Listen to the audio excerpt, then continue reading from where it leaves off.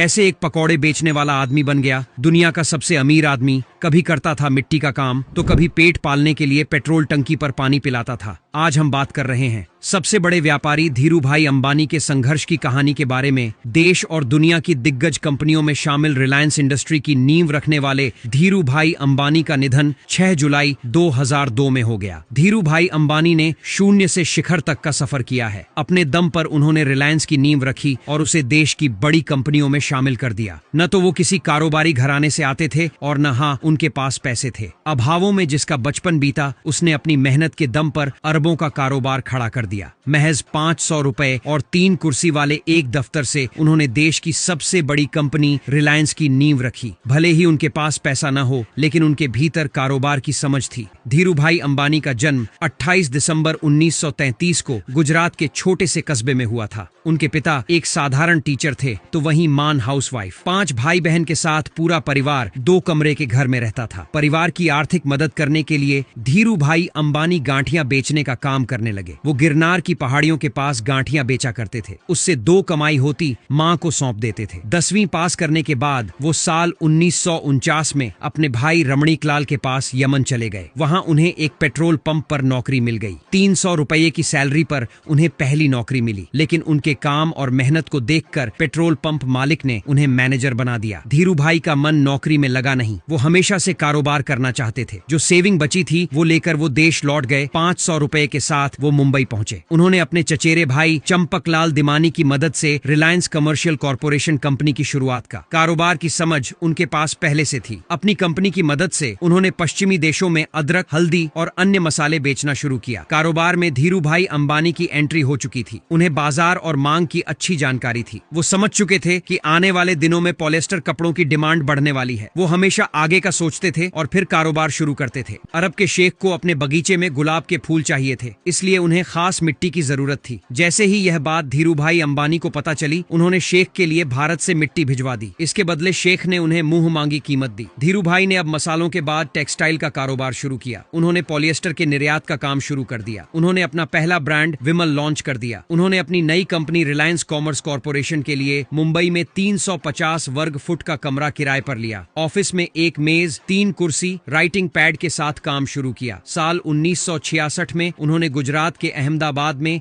एक कपड़ा मिल की शुरुआत की जिसका नाम रिलायंस टेक्सटाइल्स रखा। काम के बाद का सारा वक्त वो परिवार को देते थे। उन्होंने अपनी कंपनी का नाम 3 बार बदला, फाइनल तौर पर रिलायंस इंडस्ट्रीज रखा।